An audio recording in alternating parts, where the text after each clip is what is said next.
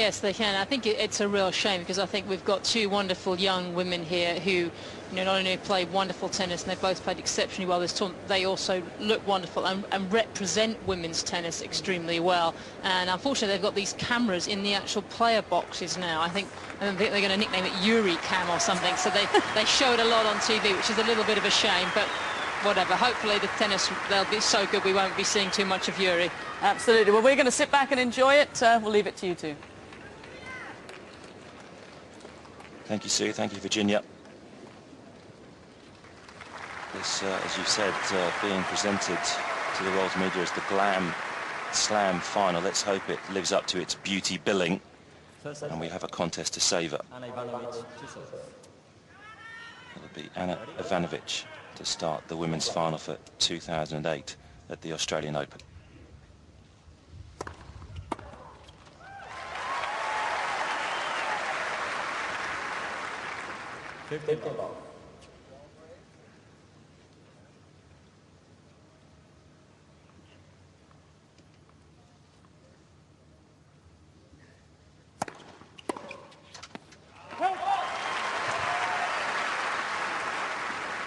Very important that Ivanovic gets her serve on right at the start of this match. Remember in that French Open final she had so many problems with the ball toss and it was a real giveaway as to how nervous she was. That was a slightly wayward one right there.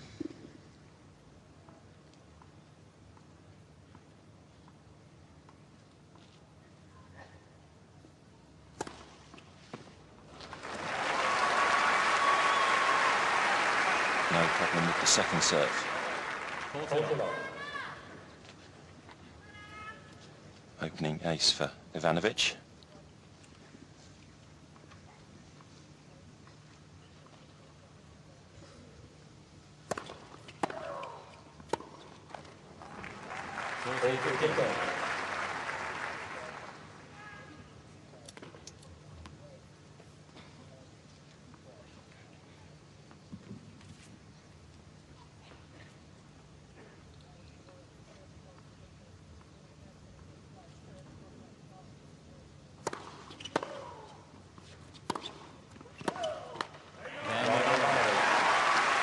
And that will no doubt be a nerve-settling hold for Ivanovic.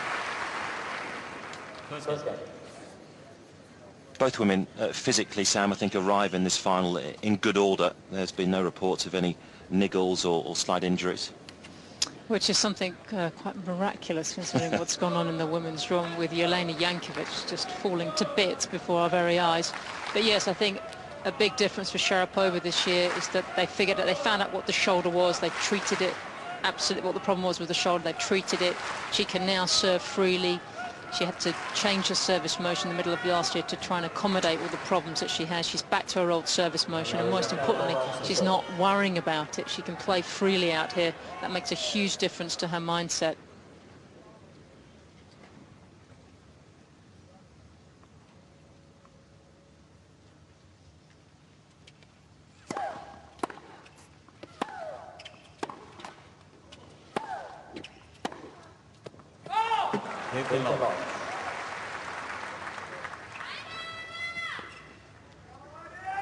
Certainly the serve of Sharapova has been a standout feature of her performances to date, but also her movement has worked very hard during the off-season on her footwork, and now the footwork is getting her into almost the right position every time to accelerate on the shot and dominate the points.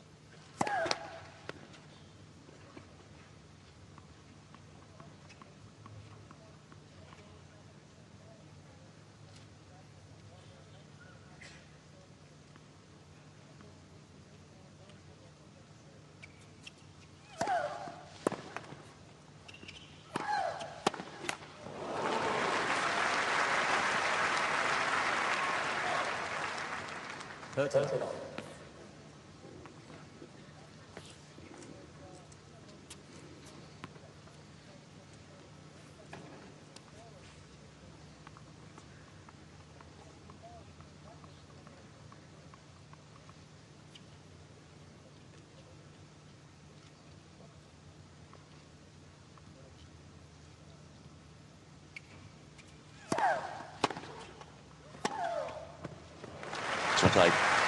And there's a difference. It's more fluid movement, isn't it, I think, from Sharapova from baseline into the forecourt. Yes, I think she's making early decisions about these short balls, when to go for them. And I remember last year, I think she was dubbed in the media as a sort of a clumsy girl in an elegant body. Well, I don't think you could say that anymore. I think it was a little harsh, but you could see what they were getting at. Not so this year.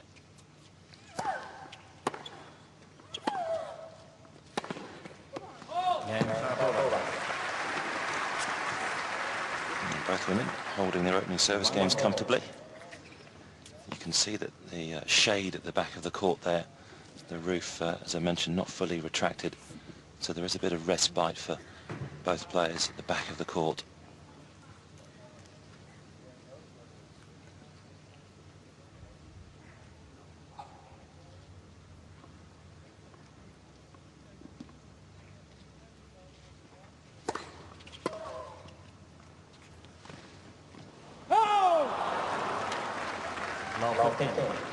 Key area for Ivanovic, for me, playing Sharapova, or anyone playing Sharapova, is getting the service direction absolutely right. I've always had a very strong theory, and it's something that Inan does against Sharapova. It didn't work too well this year, I have to say.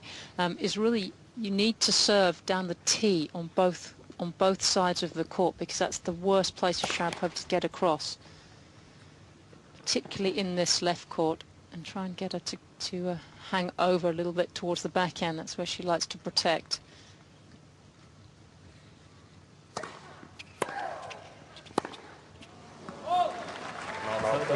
But if you're going to go to that spot, you've got to take it right to the line. Otherwise, you're right in the zone for Sharapova's hitting. Which is exactly where it was there. Exactly, and it wasn't even a great return.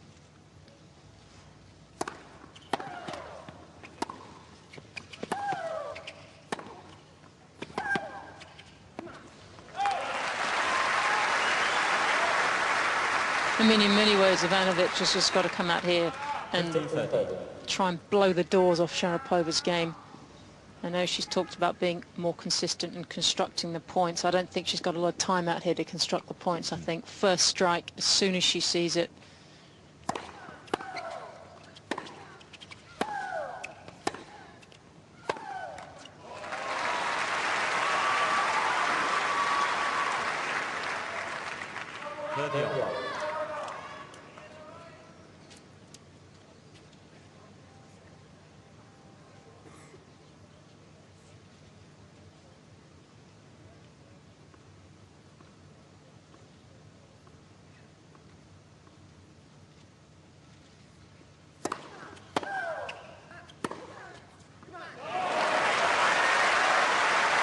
Couldn't be any better with the two-hander.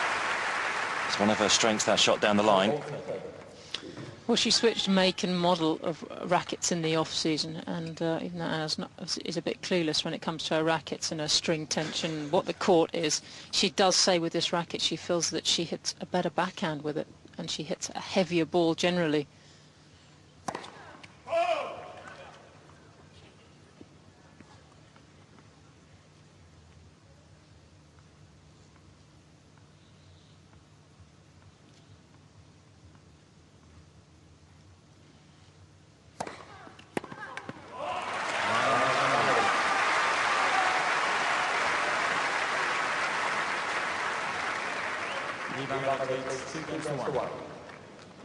How much of a benefit for Ivanovic coming into this final that she's already experienced a Grand Slam final last year at the French, albeit not a terrific experience to remember, but purely by being there, it'll help you in this situation?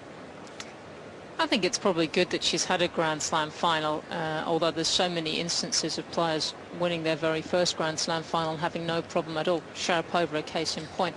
I think what's very different this year is that she came in here with the expectation that she would be at the latter stages of a tournament, a semi, a final, maybe a win, whereas she went into the French Open last year and she hadn't had a particularly good 4 or 5 months at the start of the season, switching coaches, so I think her mindset was much more for a 2-week campaign than a 1 week and wait and see. And conditions we've talked about, very hot, that will speed up the court, won't it? And the court quicker than maybe at the start of the championships, purely from the amount of play that it's had. Well, they'll both love that. I mean, they call it the hairdryer day out here because it feels like you're standing in front of a hairdryer and walking over to the courts from the hotel. Believe me, it was rather sweaty and horrible. It's also Australia Day here across the country. Plenty of celebrations, 21 gun salutes. No doubt a couple of tons of sausages, or snags as they call them, on the barbie right now. There's Yuri Sharapov. So certainly a festive atmosphere in Melbourne and all over the country.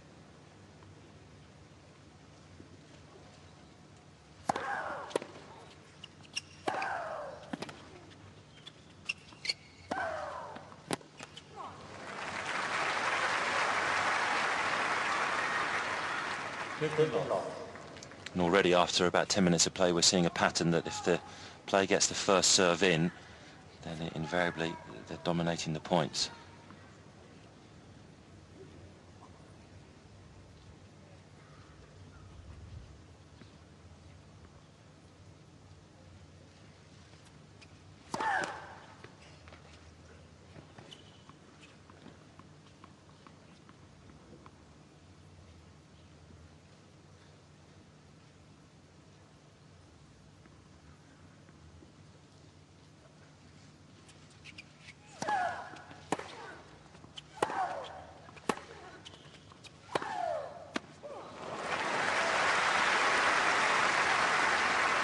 Sharapova yet to drop a point on serve.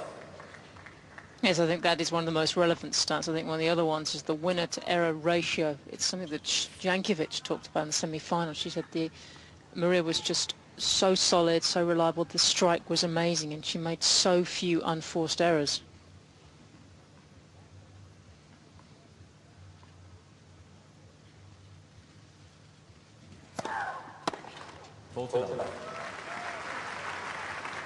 Very precise as well, isn't she, Sharapova, with her preparation to serve. Even between first and second serve, she tucks the hair behind her ear. She stares down her opponent, almost lining them up in the crosshairs.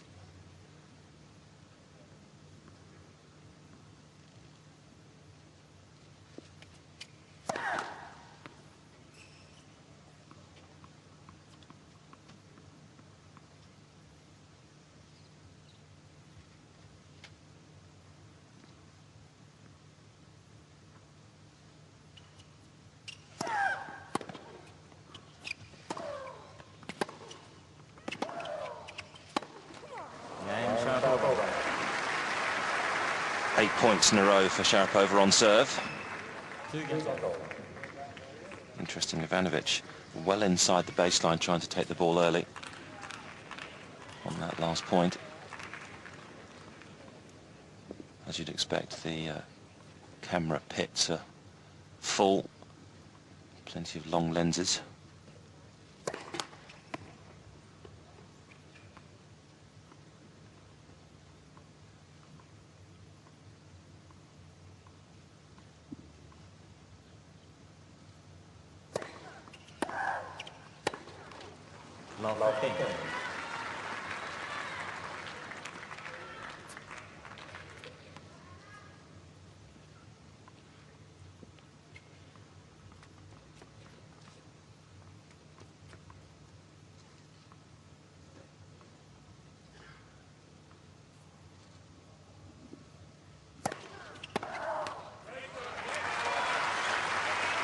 Been quite keen on those body serves, Ivanovic. 15-all. Love to see her try and use her into-out forehand, which I think she's got a much better one than Sharapova, to try and get Sharapova to play some of her tennis outside of the singles court. And no one has been able to really do that consistently against the Russian in this tournament so far.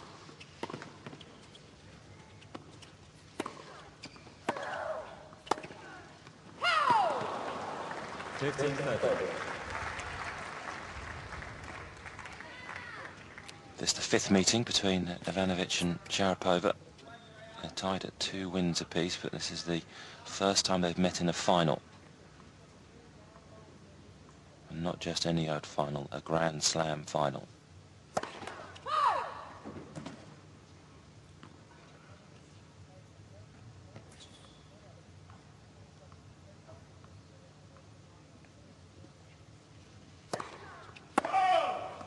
15-14. First double fault from Ivanovic. And the opening break points go to Sharapova.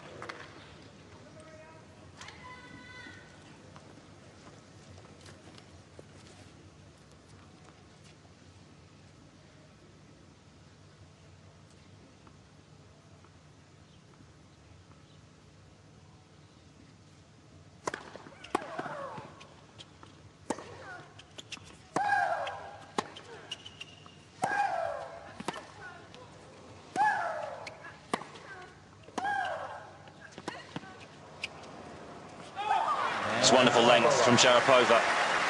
Couple of big forehands just kissing the baseline. And the last one landing on the paint again. Sharapova with the first break of serve in this final.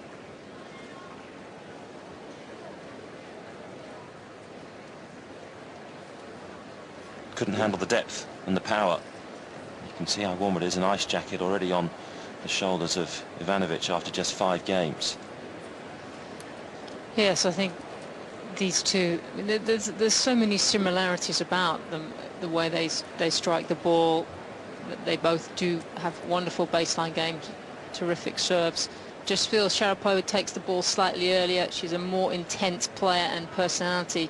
And where I think she really scores, particularly against someone like Ivanovic, is that I think she's absolutely terrific. I don't know what she does in her pre-match preparation, but she's great at getting herself in that bubble, in that zone, from the first ball of the knock-up.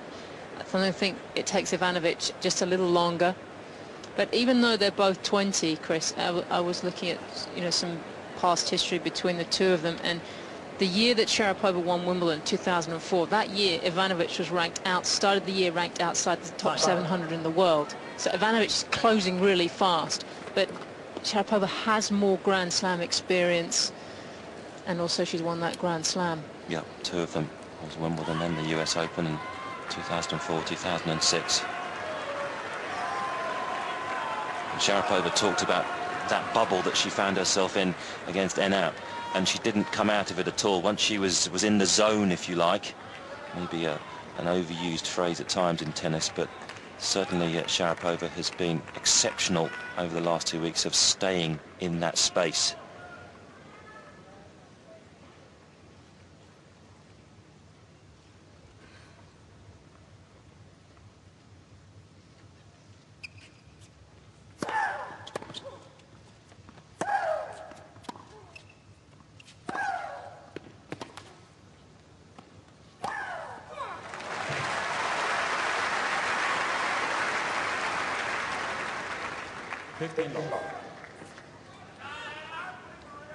Sharapova very quickly onto that small steps, and then her favourite way to finish the point.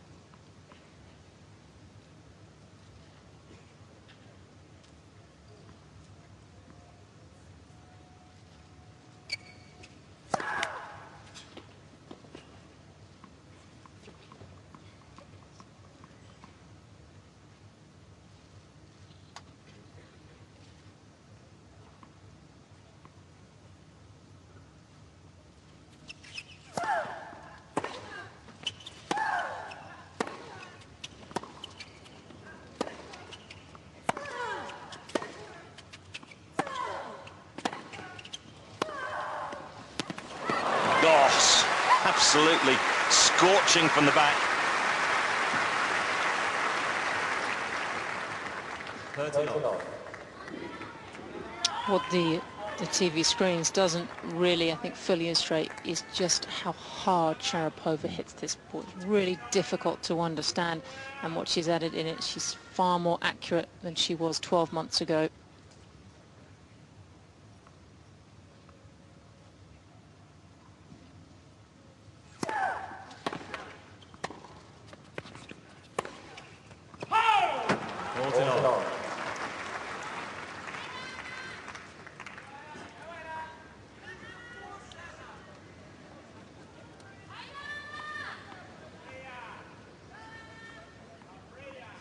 Couldn't have had a better start in the service department, Sharapova.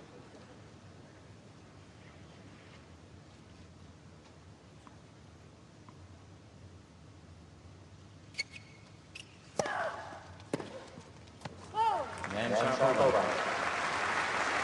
And the Russian remains flawless, yet to drop a point on serve. Sharapova leads 4 games to 2.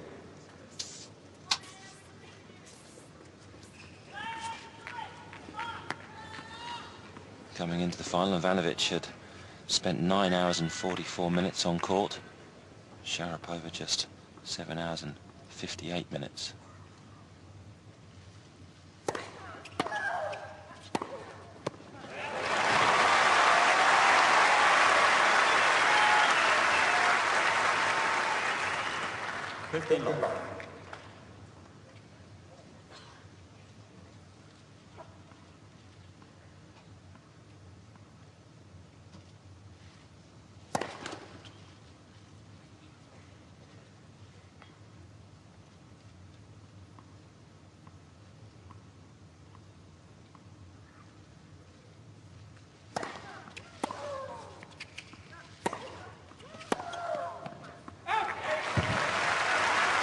Well, that's what we'd love to see from Ivanovic, to make this a contest, that she frees herself, that she's looking for that early strike. So she's not having to spend so much time counter-attacking out here.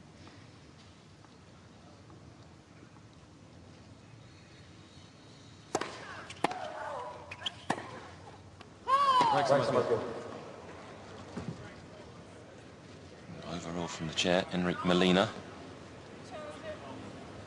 Ladies and gentlemen, Sharapova is challenging the goal on the left near sideline. And the first Hawkeye challenge of the final. Both players have 3 challenges, and they receive an extra challenge if we go to a tie-break. Here's the ruling. And the umpire, embarrassingly, got it wrong. 30-15.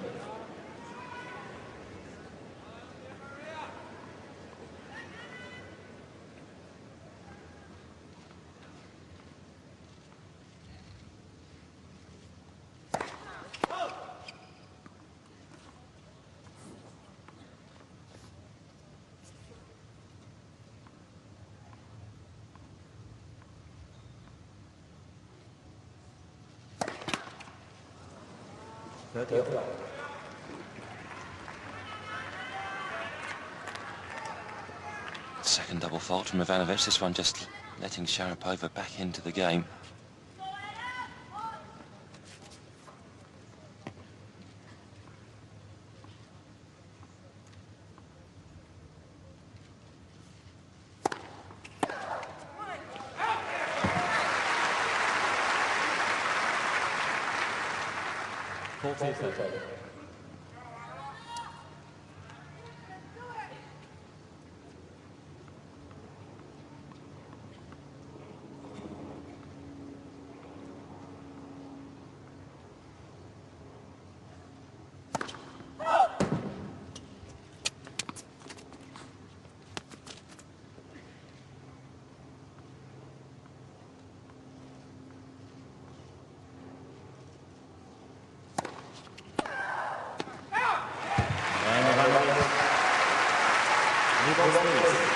Ivanovic cuts the lead to the 1 game. There's Sven Grunwald on the left. Ivanovic is a part-time coach, I suppose you could say, and also Scott Burns alongside Grunwald. Burns very much a part of Ivanovic's camp now, her physical trainer, and that's also, I think, a noticeable difference as far as I'm concerned. The shape that Ivanovic arrived in Australia definitely shed a little bit of weight and is moving better because of it. Yes, she had quite a good workout time in Sydney before she started her Australian campaign, and also in London for 3 or 4 weeks working at the National Tennis Centre. Getting some warm weather training. I believe they turned the heating up for her. 38 degrees it was in there. There's Pat Rafter, was inducted into the Australian Tennis Hall of Fame before the final started. Of course, Rafter, a 2-time Grand Slam champion at the US Open, 97-98, but probably better known for his Wimbledon exploits of 2000 and 2001. I think what we can safely say is, yes, she's in great shape. I think she realised that she's been with Scott Burns now for about a year and a half, and he's had a nice, long, slow time to really get her to understand why she's training and well, what better reason than a day like today? And I don't think either will seriously be affected by the heat. No. Plenty of national pride, of course, on the nation's day of celebration.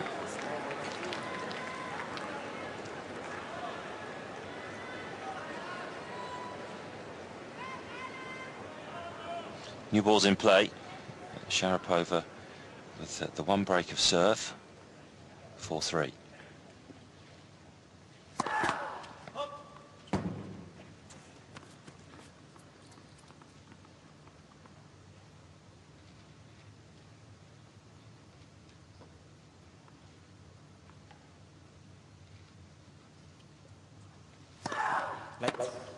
Second service.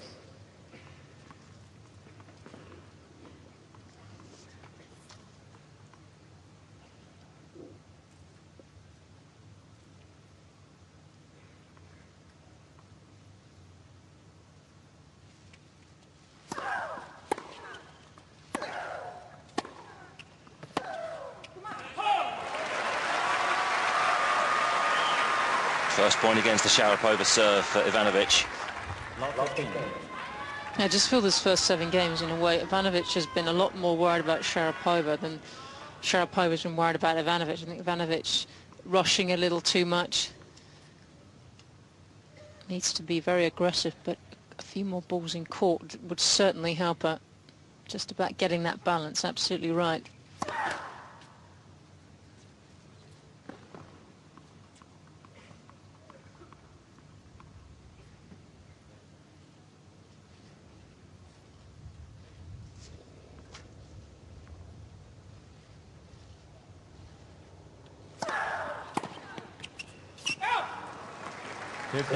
That's confidence, that second serve. You can see why they call Sharapova the most routined woman in sport.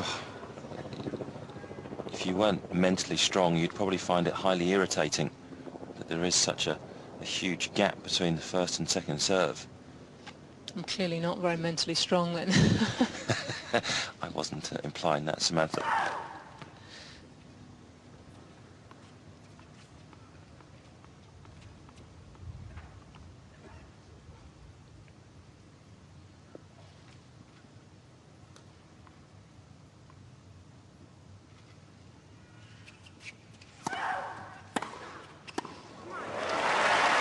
It's a big strike from Ivanovic, well inside the baseline. 15-13. Yeah, it's about her really knowing when to go for it. Pretty short second serve, just 140 Ks. Have a go at it. Get into Sharapova's head.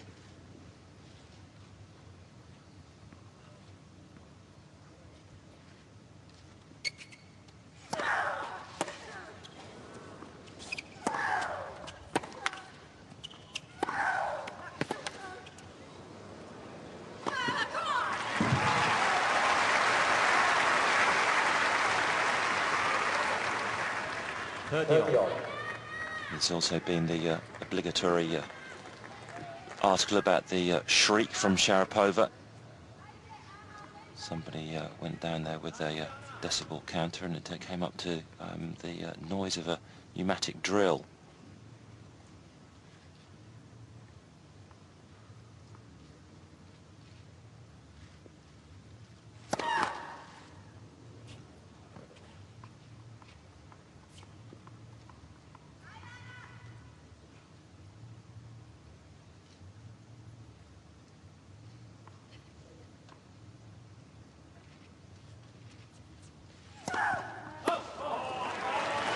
A wayward second serve. First double fault from Sharapova.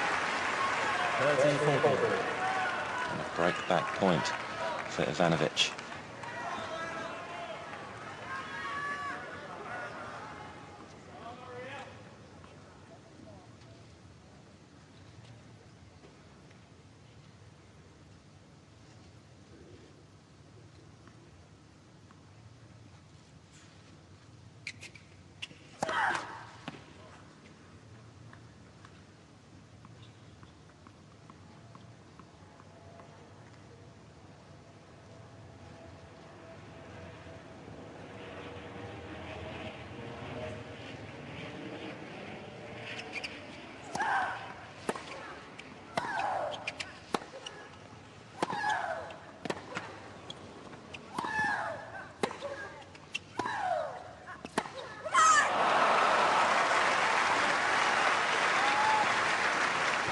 thought for a moment Sharapova had made a bit of an error taking on that short ball and then running back. Well, we haven't seen that in this tournament. When she's got the short ball, she's been more than happy to come forward, sometimes playing quite a difficult volley. But she knows Ivanovic loves a target, and maybe that will just keep her off the net. Loves just to come in on her own terms, Sharapova.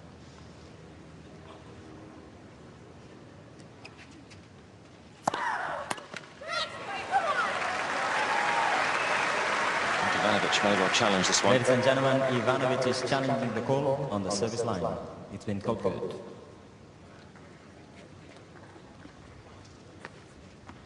So Ivanovic's first challenge of the final. Not the best challenge. Sharapova.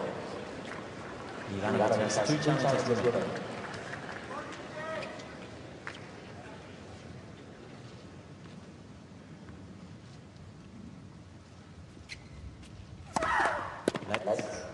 Let's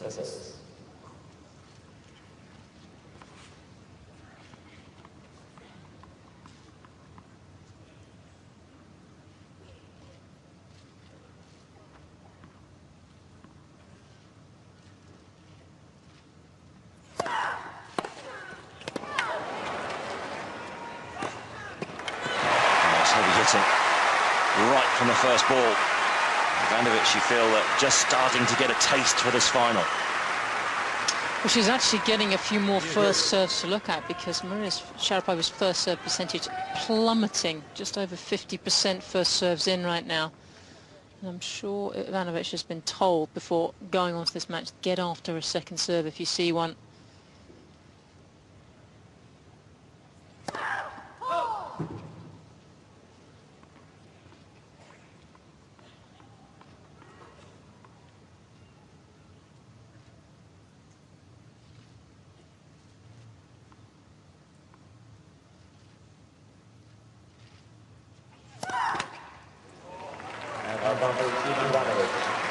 Just maybe the fact that Ivanovic is really trying to take on the second serve, as Sam says, starting just to work away in the mind of Sharapova. I think psychologically we've already had a little switch now. I think Ivanovic is starting to get into Sharapova's head. When they walked on court, it was the other way around.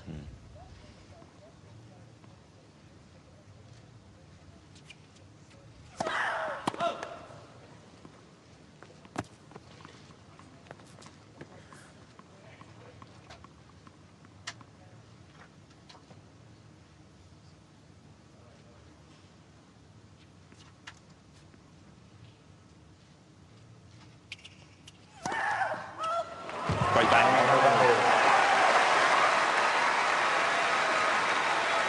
3 double faults in that game. Sven Grunwald, Ivanovic's coach, on his feet. And that's really some turnaround, considering that Sharapova in her opening 3 service games had not dropped a point. Ivanovic very much back in this opening set.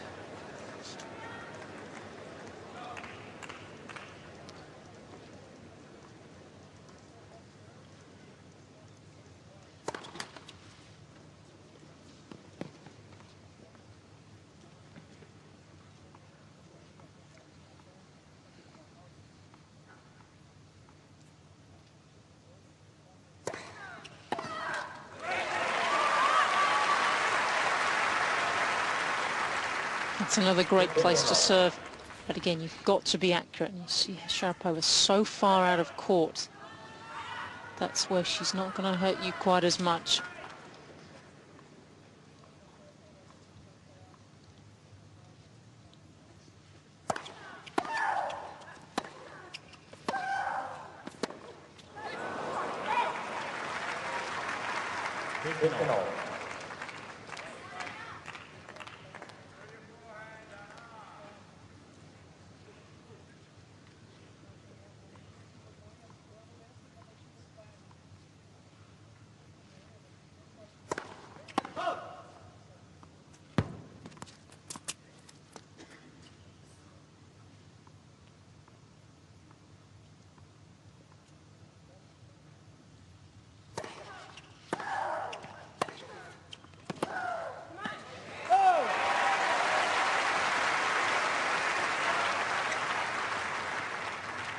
And Ivanovic not afraid to take her backhand, which is her slightly weaker side, into the Sharapova strength.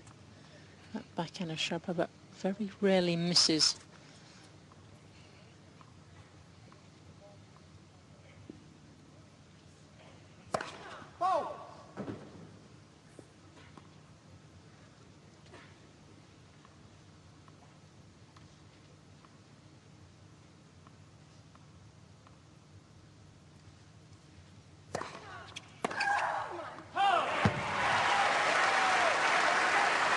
Sharapova's just lost her way the last 5 minutes or so.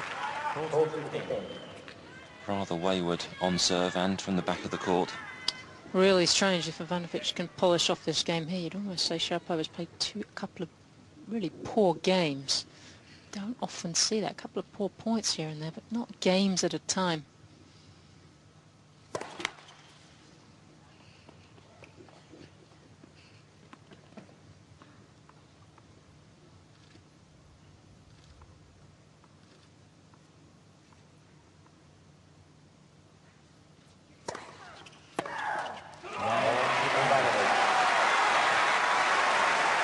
Three games in a row for Anna Ivanovic, and she takes the lead 5-4 in the first set.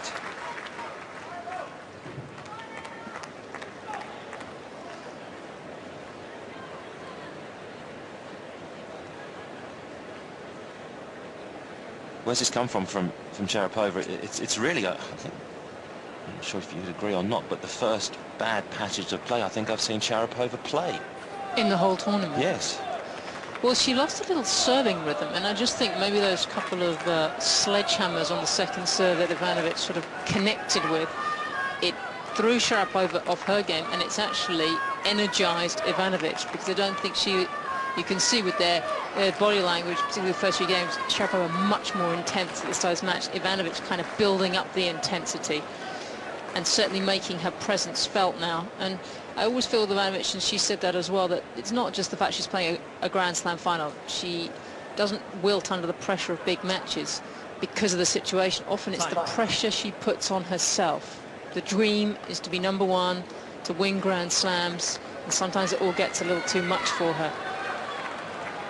Ivanovic will go up to #2 in the world at the end of this final, regardless of the outcome. Sharapova will stay at #5. Be fascinating to see if Sharapova will regroup here and get this service rhythm going. It's quite tough to get it going again when you've lost it. Well, she'll need to. If not, Ivanovic will have taken the opening set from 2-4 down.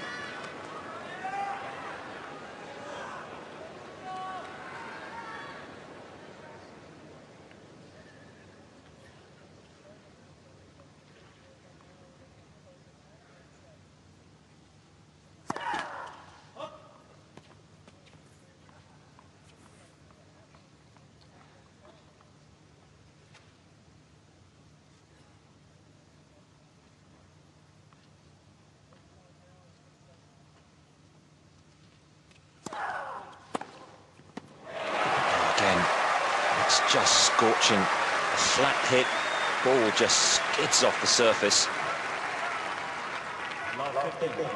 Well, Sharapova's been pretty cute in this match. She hasn't given Ivanovic too many forehands to have a look at, and this is what happens when you do. And these days, well, that was pretty flat, that one, but these days Ivanovic covers the ball more, so she has more control off that wing.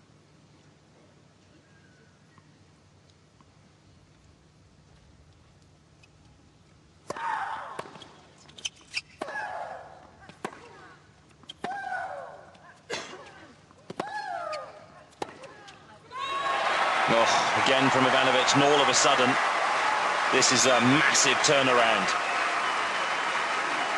Ivanovic almost just striking winners at will here.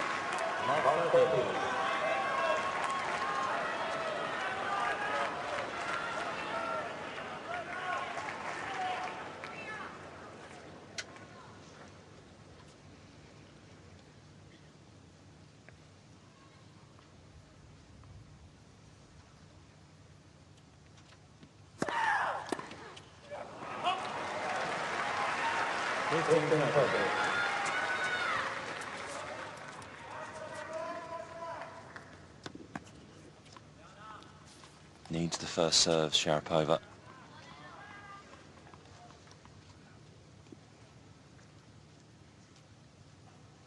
Has only dropped 2 points when the first servers found the mark.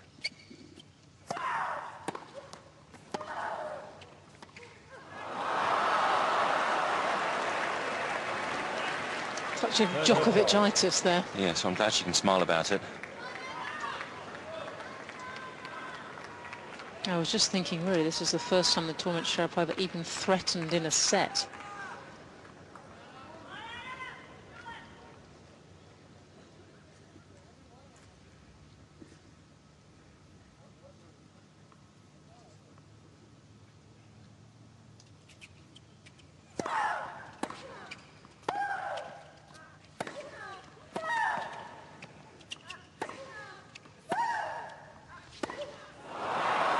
Oh, that's good defence from Sharapova, particularly in the forehand corner.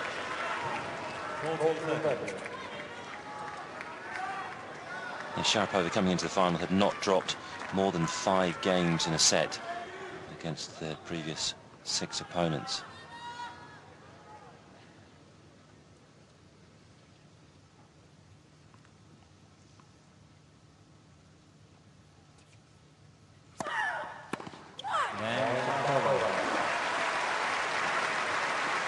And as you'd expect from Sharapova, some steely resolve there. From love 30, Sharapova recovers to tie the score. It's interesting, Chris, there's been so much talk about Sharapova before this match. You couldn't find anyone in the building that thought that Ivanovic was going to win this final. Everyone's going for Sharapova. You just feel that if Ivanovic plays her A game, she's the one in control out here.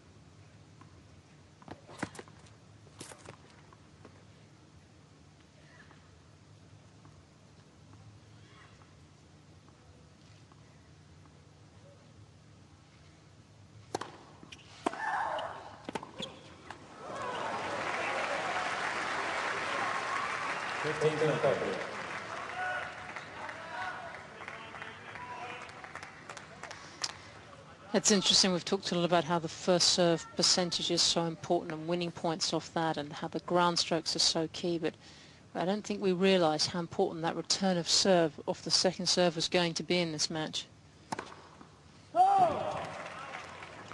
Slightly late call. Ladies and gentlemen, Ivanovic is challenging the ball on the left far sideline. Litvinenko. Second challenge from Ivanovic. The first one was incorrect. This one also wide of the mark. Second set.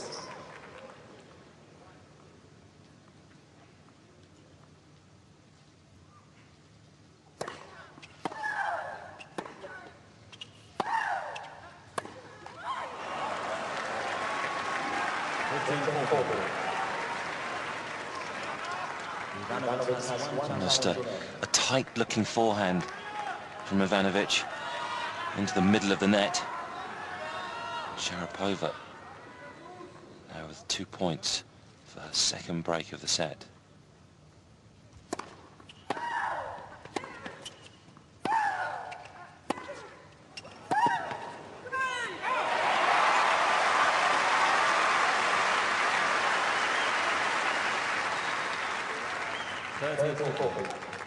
It's also a battle of the fist pump out here today. There's a real battle of the wills. Almost every point is greeted with the clench of a fist from either woman. A gentle feminine bulge of the bicep.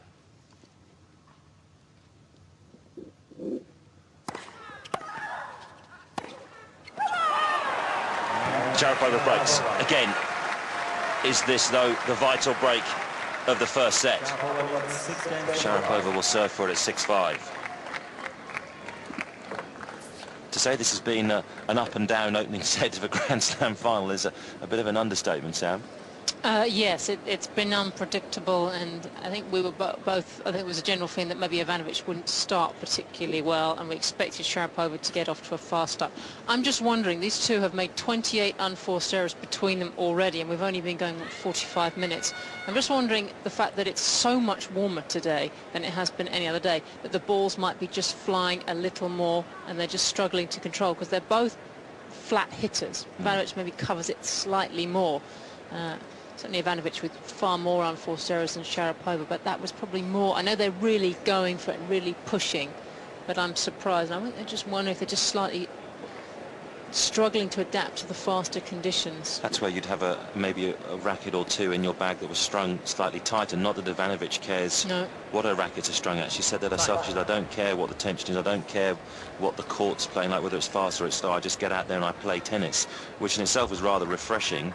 But as you said, on a hot day like this, to have maybe that one or two rackets in your bag that are strung a touch tighter may help.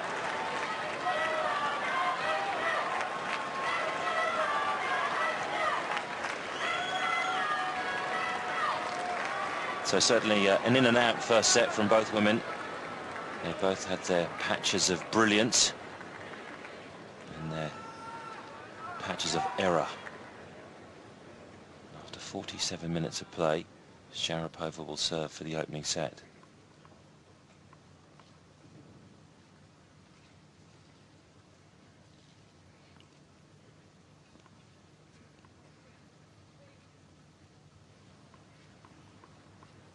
Ivanovic not quite ready. Maybe a photographer or two just putting her off on the side of the court.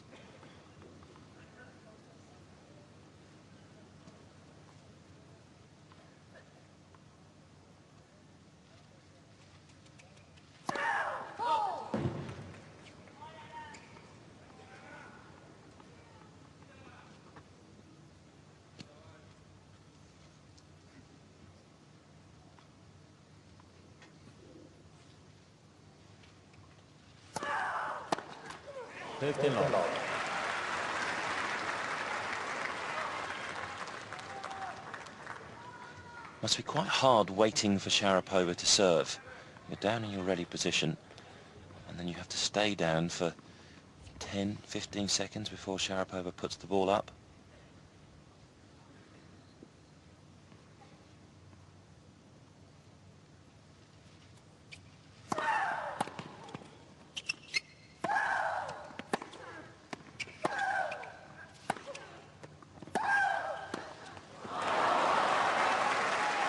Not a bad change of tactic from Ivanovic. Just not the best execution. Only her fourth sortie into the net during this first set for Ivanovic.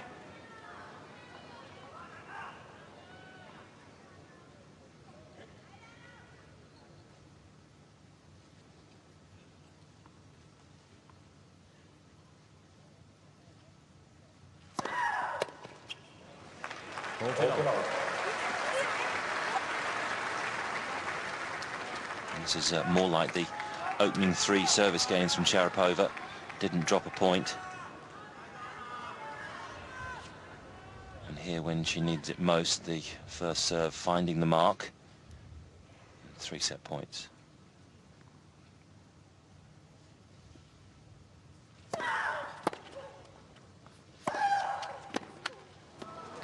And one's enough.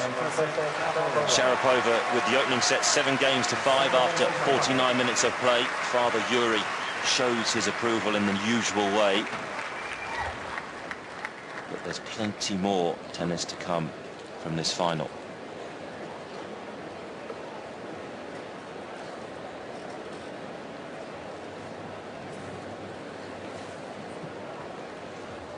As far as the set as a whole, Sam, I found it rather slow in periods, mainly because of the way that Sharapova is taking her time between serves. We look at the set one summary.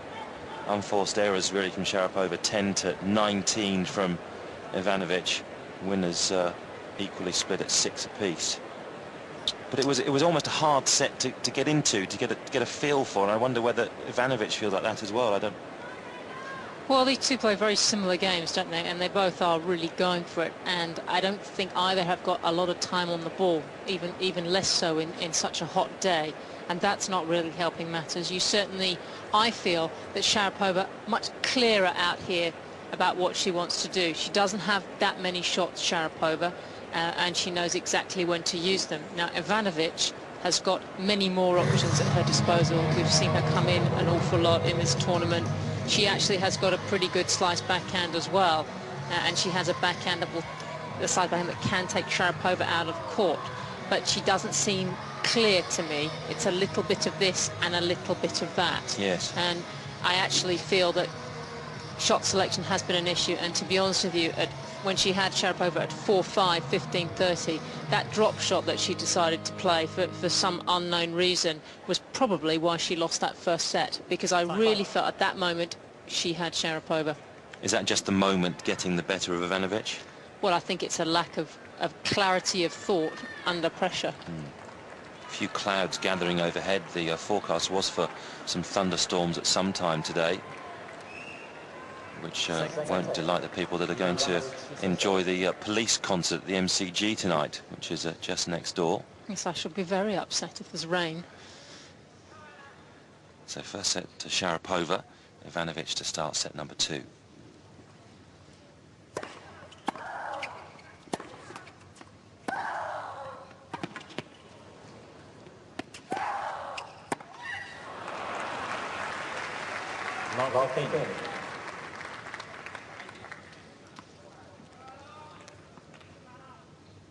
Has been a feature of Sharapova this year, I think, in particular. Very willing to come into the middle of the court and take the ball out of the air. Seeing that opportunity, I think, a touch earlier.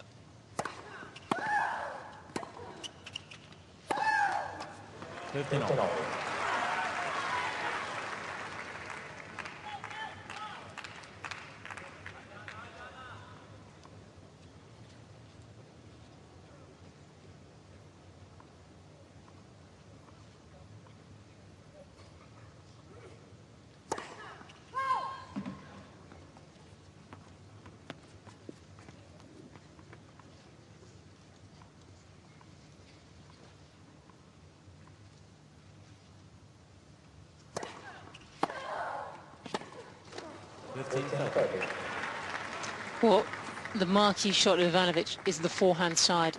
Decimated Venus Williams. It was terrific for most part against Santakova. Apart from a couple of returns, where's it been? Yeah, hasn't been on display, has it? Again, it's been rather in and out.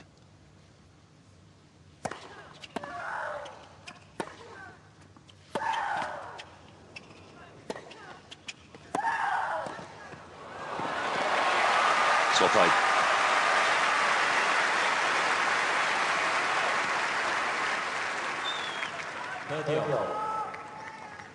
Well, unlike Sharapova, really, Ivanovic does have more of a B game, I think we can say. I don't think she totally trusts her B game to get in and hit difficult volleys rather than drive volleys, but I think she might feel she has to go there.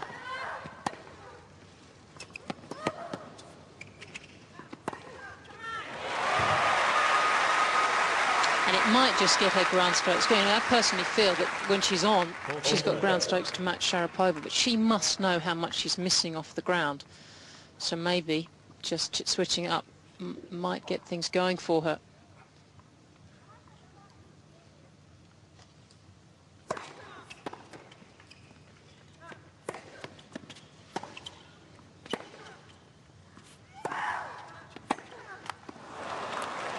Paying the price for not putting that mid-court forehand away.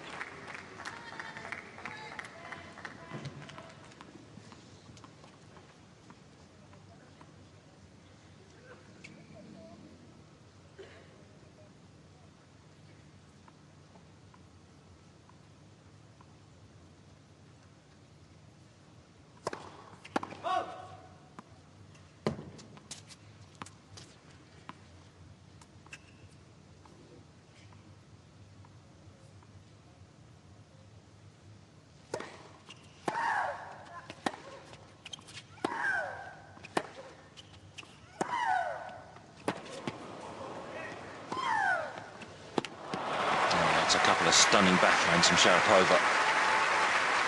On her terms. That's how she wants to play this match. And Ivanovic is getting nowhere near the net if Sharapova gets this kind of strike on the ball. Break point for Sharapova. The start of this second set.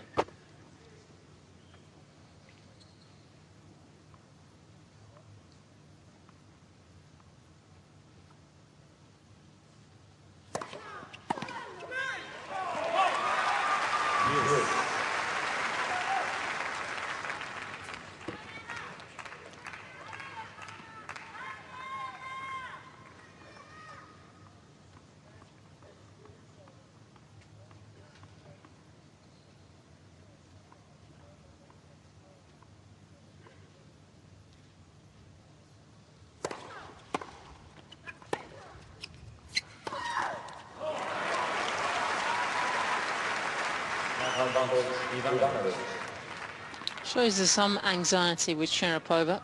That's the horror forehand, the one that she just yanks up on rather than really going through the ball. She knows she's supposed to go through the ball. That's what she tends to. She can do that sometimes.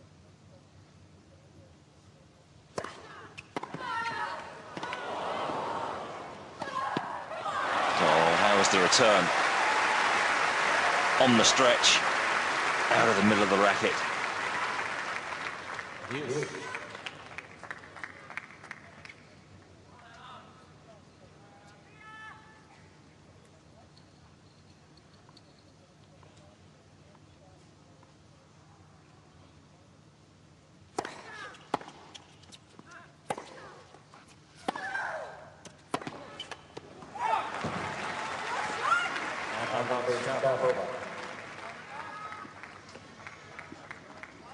First few looks from Ivanovic towards her corner.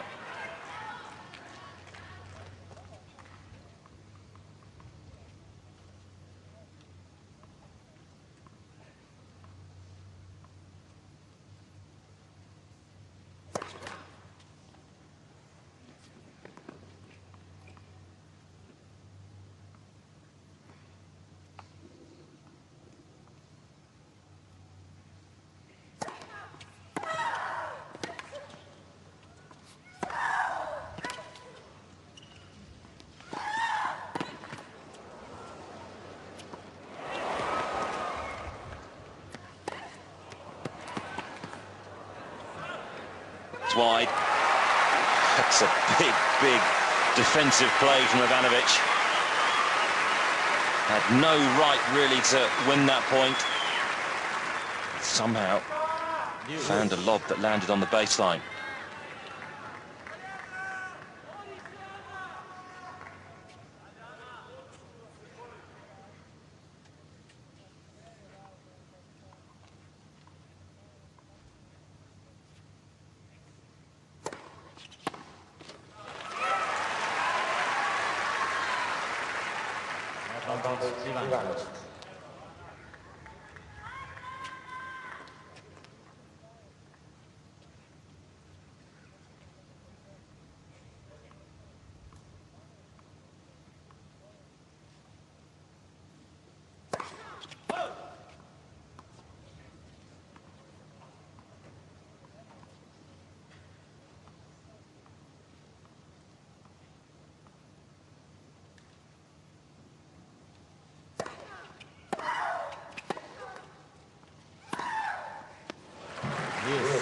Yep, we've seen that time and time again from Sharapova. Second shot of the attack going back behind Ivanovic.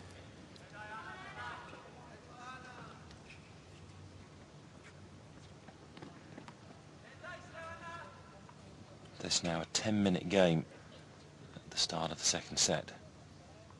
Deuce number 5.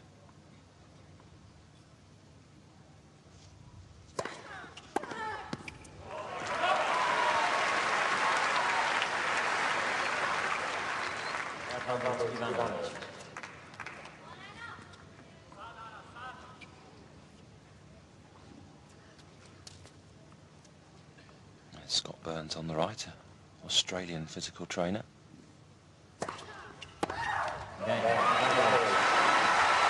could prove to be a crucial hold for Ivanovic.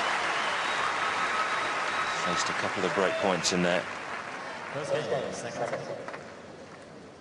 Sven Grunwald, I'm sure you remember, Greg Rosetsky's former coach when Greg was playing. I'm sure Grunwald happier to be here in the sunshine of Melbourne watching his charge in a Grand Slam final than trying to coach Greg to ice skate. Well, I think he'll be very pleased watching that game from Ivanovic, because when he took over, started working with her about 7 months ago, he said there's an ocean of talent, there's so much power, and what I've got to do is settle her down and get her to be a better match player. And that last game was all about being a better match player, hanging in there, hanging tough, not panicking and looking to a captain saying, what do I do? Really was calm there and very composed. That's the trophy they're playing for, the Daphne Ackhurst Memorial Cup.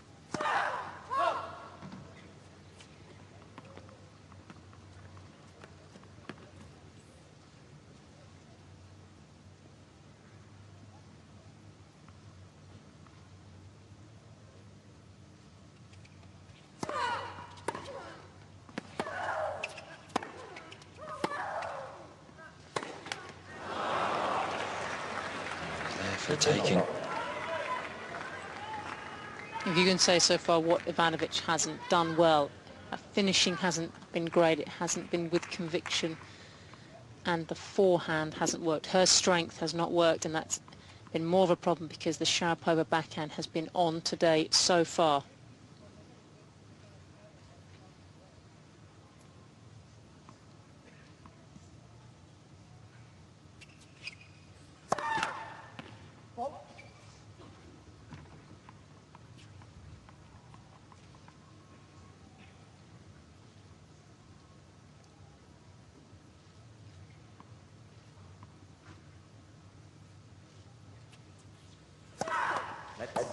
Second service.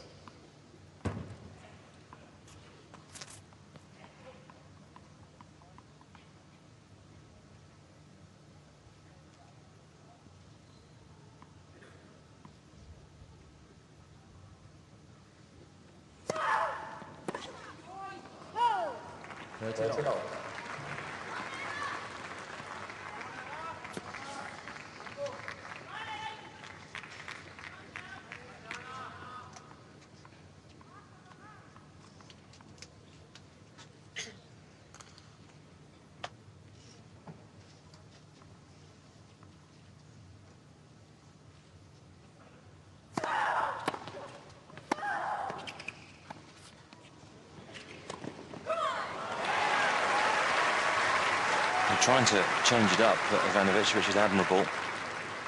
But again, just the execution is way too long in the court.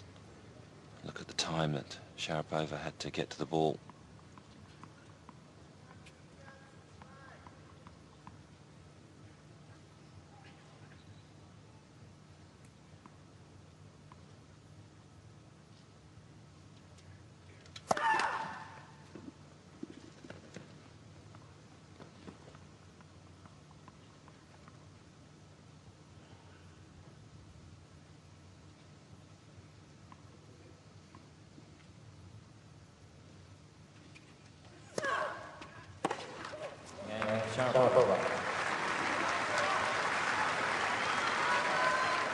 Very similar start to this set as we had in the first. Sharapova holding to love.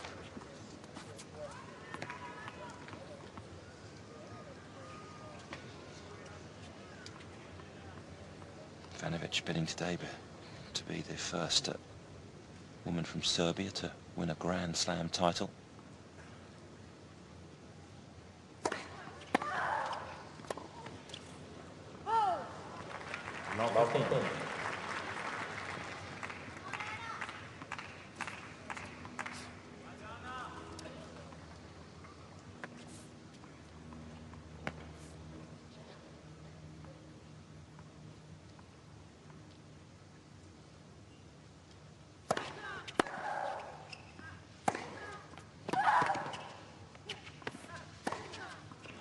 That's more like it.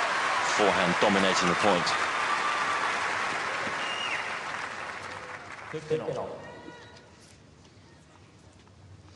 And this forehand, she can just take it either way when it's working.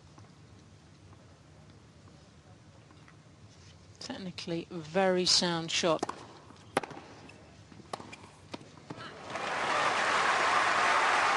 And you almost feel that's what she needs, a run of good shots, a run of winners.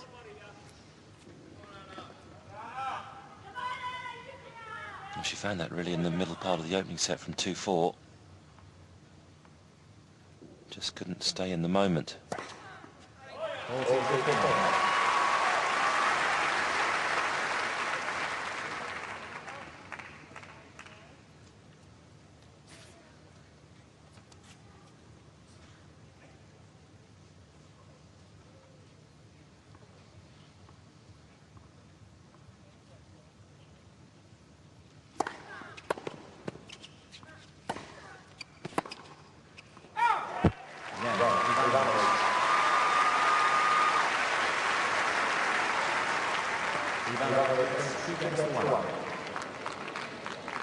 What have you made of Ivanovic's daily blog, if you like, in the Melbourne Age?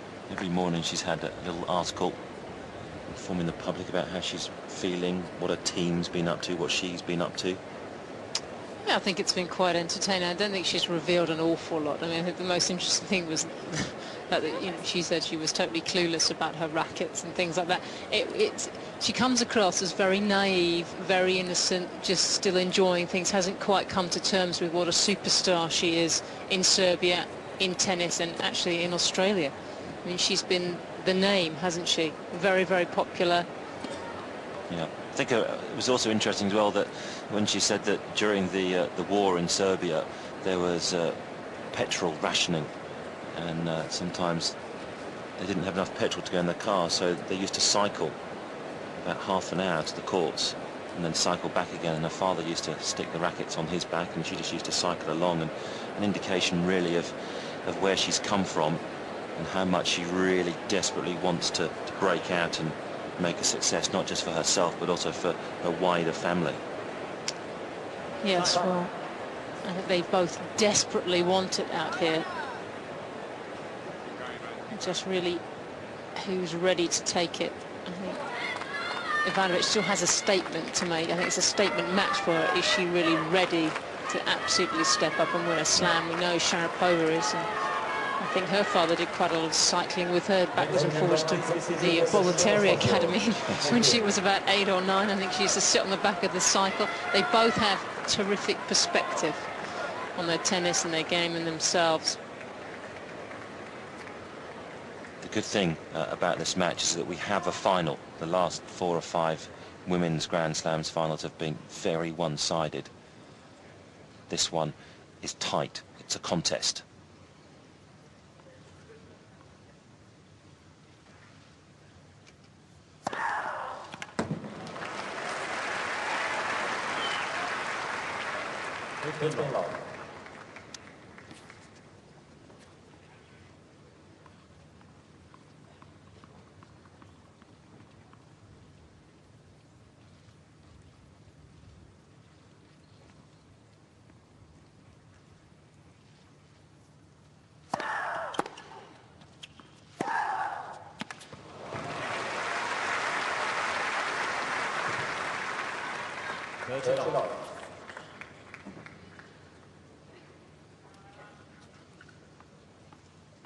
Again, it's a flat hit that's proven to be highly effective on this plexi cushion court. This court brand new at the start of the championships after the rebound ace was ripped up.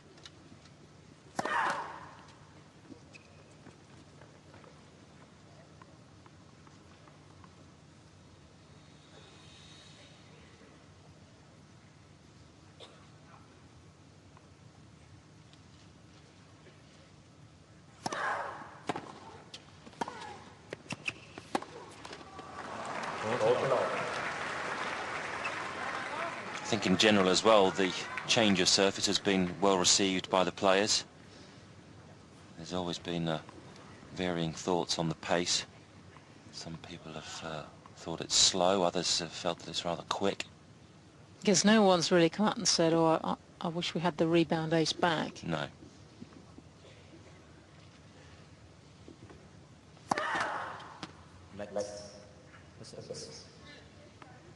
Ladies and gentlemen, Ivanovic is challenging the call on the service line. It's been completed. First challenge for Ivanovic in this second set. Both players now with 3 challenges at the start of every set. She was right. It was well long. Second service.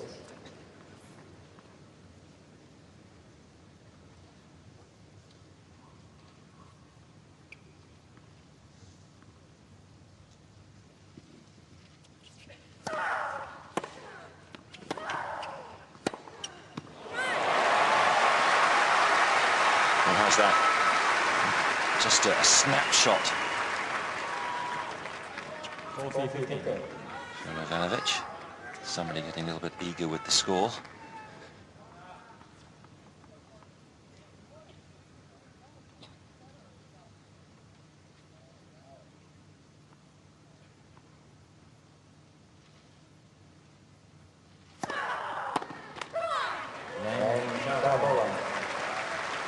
Dominant serving again from Sharapova. Early stages of a set. Just the 1 point against the serve. Yeah, she's done well to pull that part of her game together.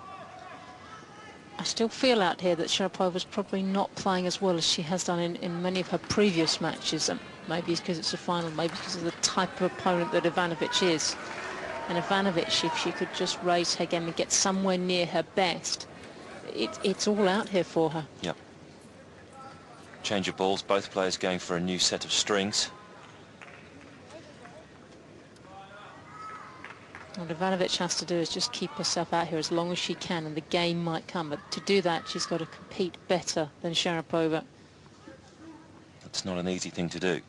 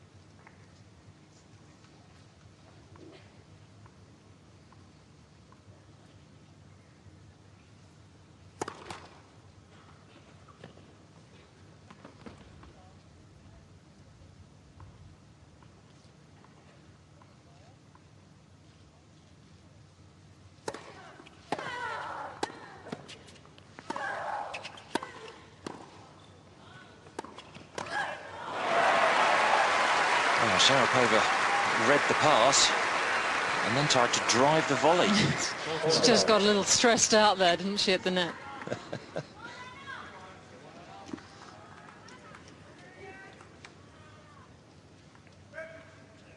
The first volley was perfect. This one, a mixture of the two.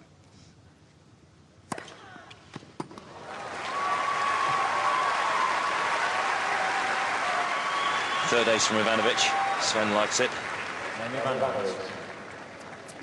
And a hold to love. 3-2.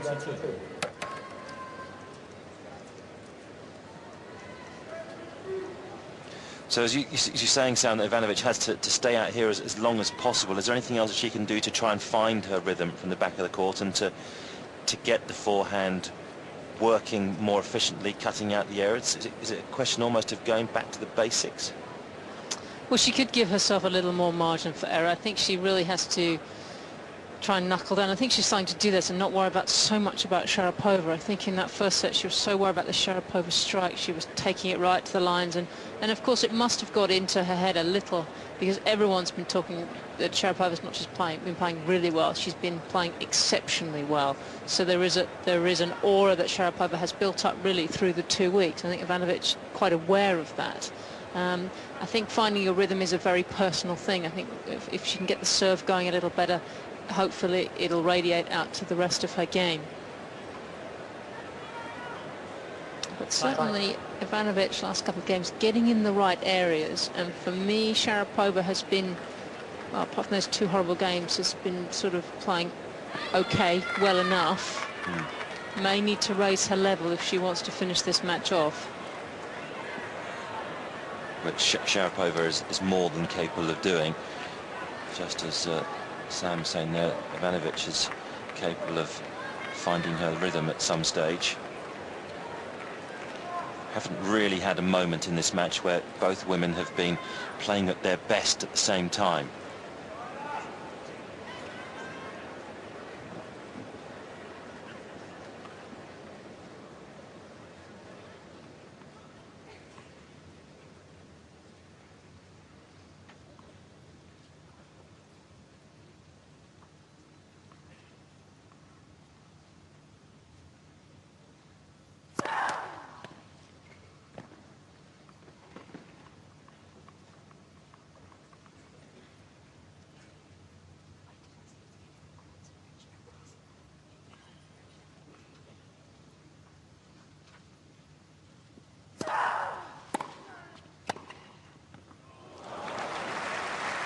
It's not a bad play to try and take the serve on and come in behind it.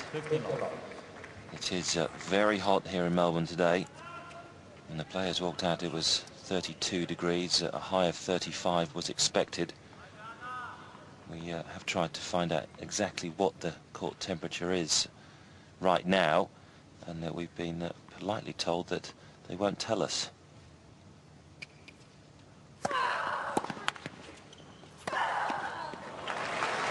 That suggests to me that maybe it's above the 35-degree limit. I would guess it's a lot hotter on the court. I think the thermometer that they use is sort of up a mountain somewhere.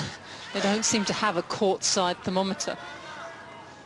Obviously the heat is rather a thorny issue here, as well as what time they put on night matches as well. There's been a few areas of controversy so far in this tournament.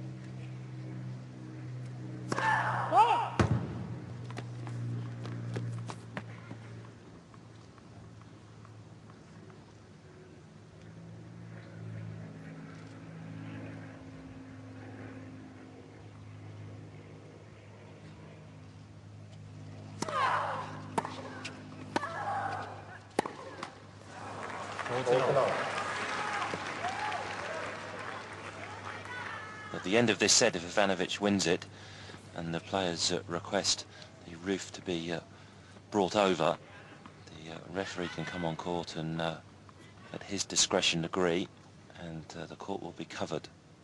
That's if both players really feel it's necessary.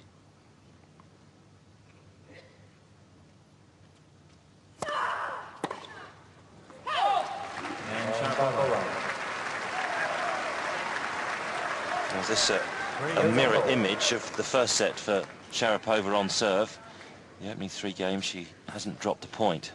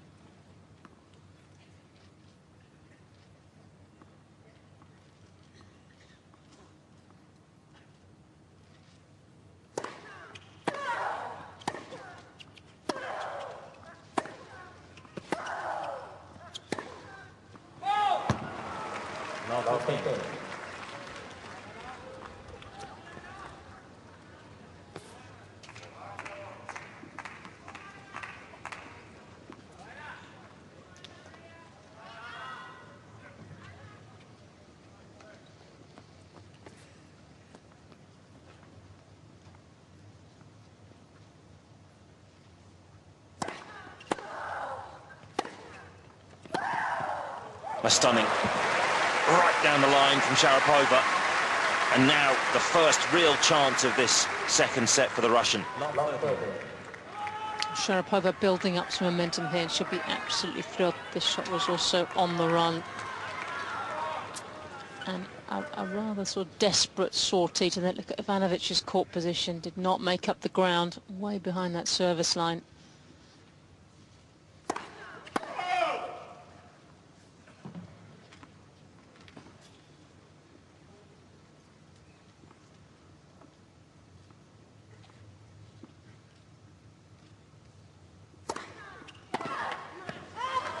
So quite a second serve.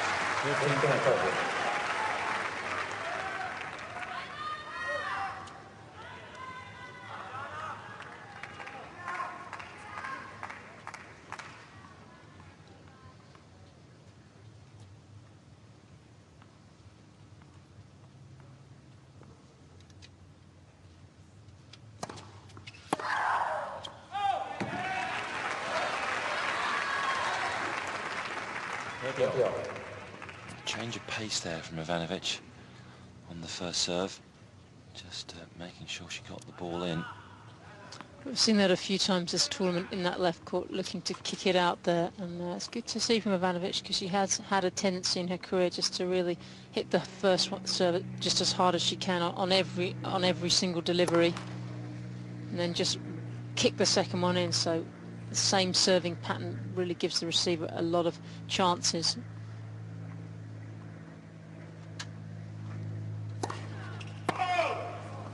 Double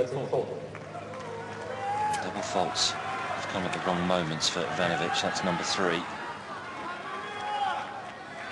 Sharapova with a break point. Ivanovic has already faced 2 in this set in the opening game.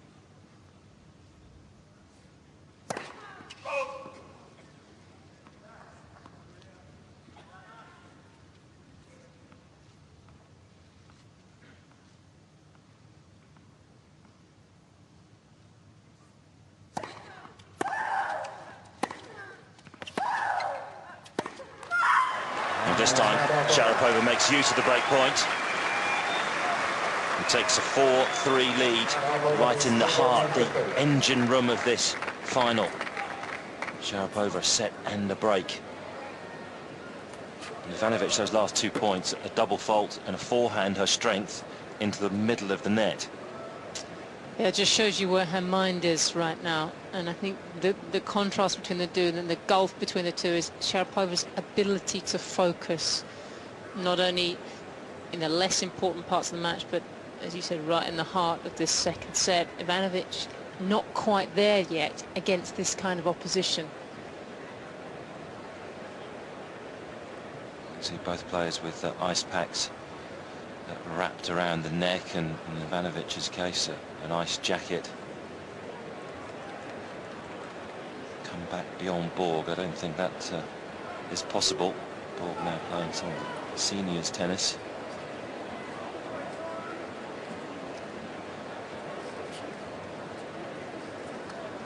So Ivanovic with plenty to do now, and she's got to do it really from here. Difference if Sharapova had broken in the first game of the opening set, then there would have been time for Ivanovic to recompose herself, to stage a fight back.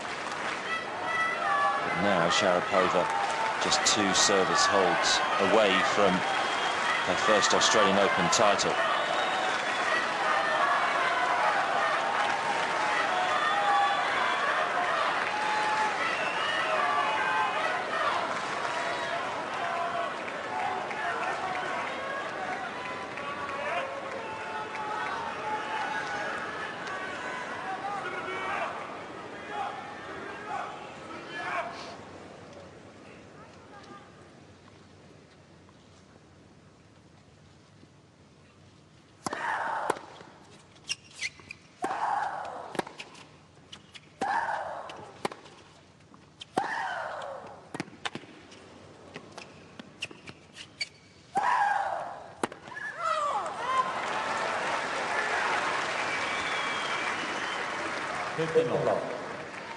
Sharapova, you feel as well, arrived here with, I think, a real feeling that she wanted to expel the memories, the ghosts of last year's final. She wanted to almost correct a wrong and make it right. She might just do it here today.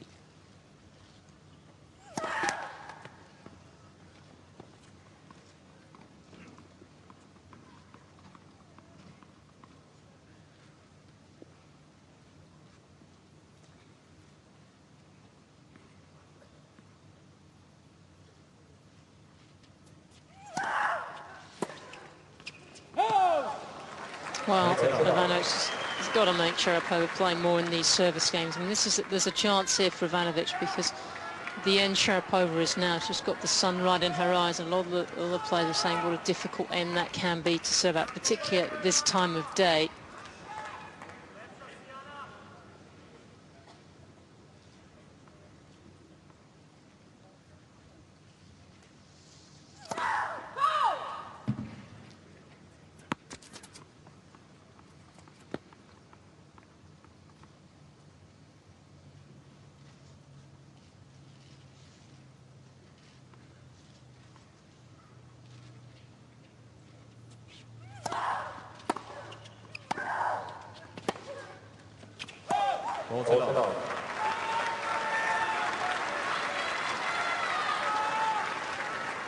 Just hasn't made Sharapova play enough balls in this game. No, and Sharapova's first serve percentage way down on what it has been for most of the tournaments, around about 54% now, and it hasn't really, it's been around that for most of this match. There's been a lot of opportunities for Ivanovic.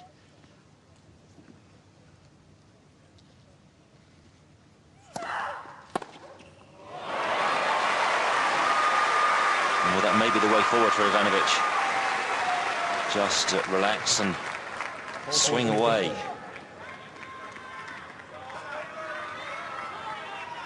We haven't really seen the relaxation in Ivanovic this whole match. It's always been something slightly shackling her.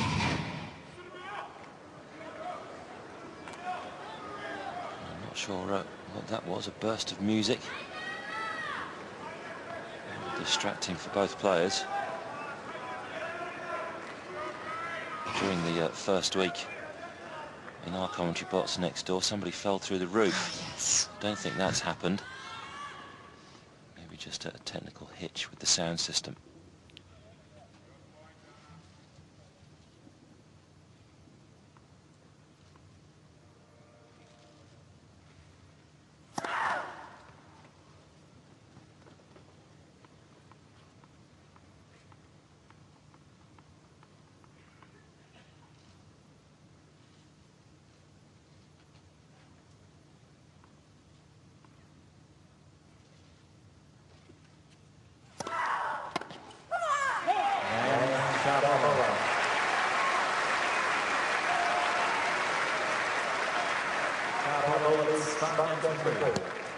Sharapova just one game away from her first Australian Open Championship.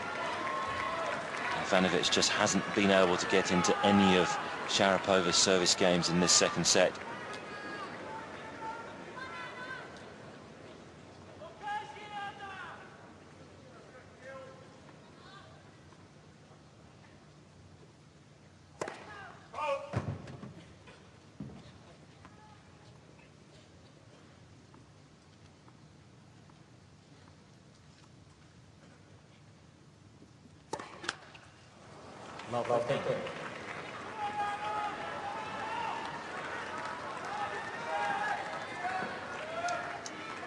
Fourth double fault for Ivanovic, and now very close to losing this final.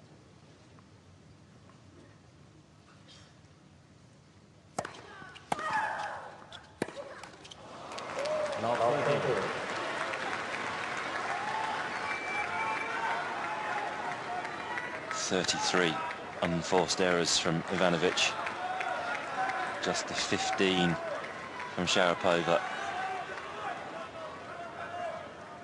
And that really has been where the difference has been in this match.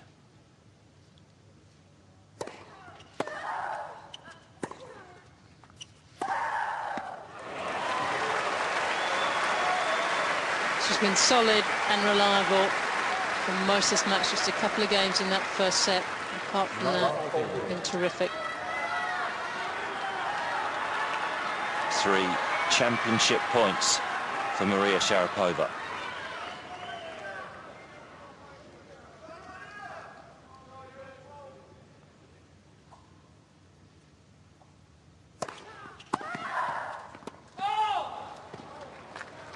Ladies and gentlemen, Sharapova is challenging the call on the left baseline.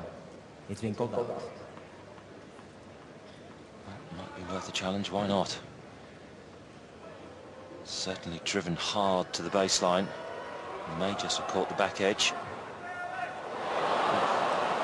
It's close. 15-14. Sharapova has 2 challenges remaining.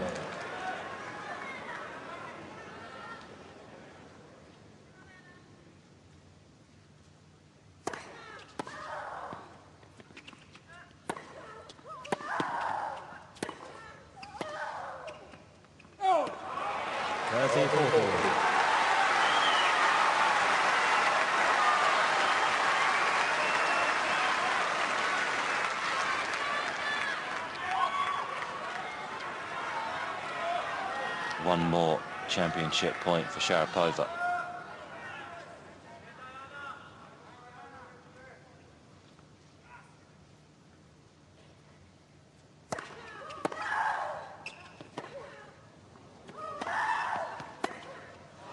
That'll do.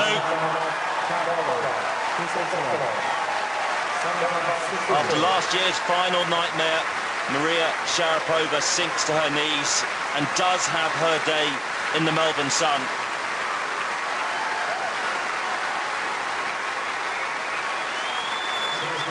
Straight sets today for Sharapova, and overcome with a touch of emotion. I'm sure maybe reflecting back on last year's final where she was outplayed by Serena Williams. This year, Sharapova's returned a better player and worthy of the Australian Open Grand Slam title.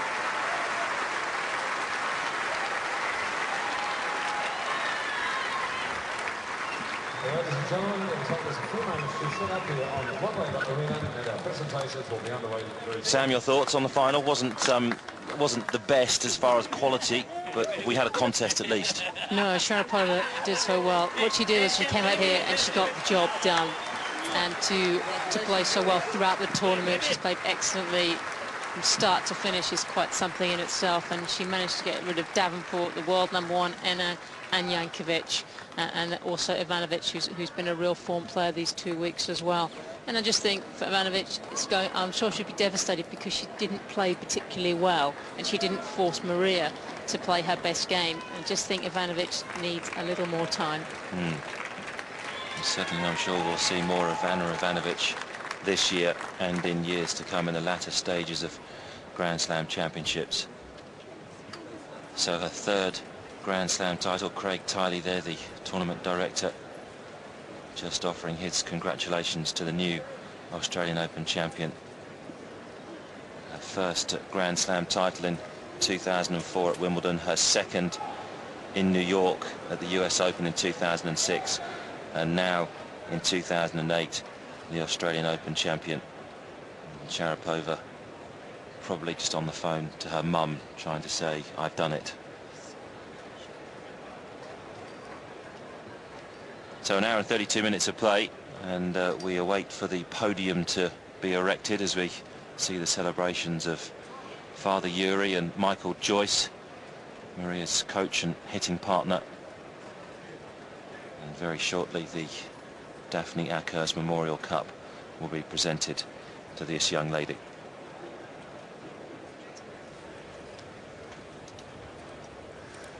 So Sharapova is the champion for junior. We were watching back here. It didn't quite ignite.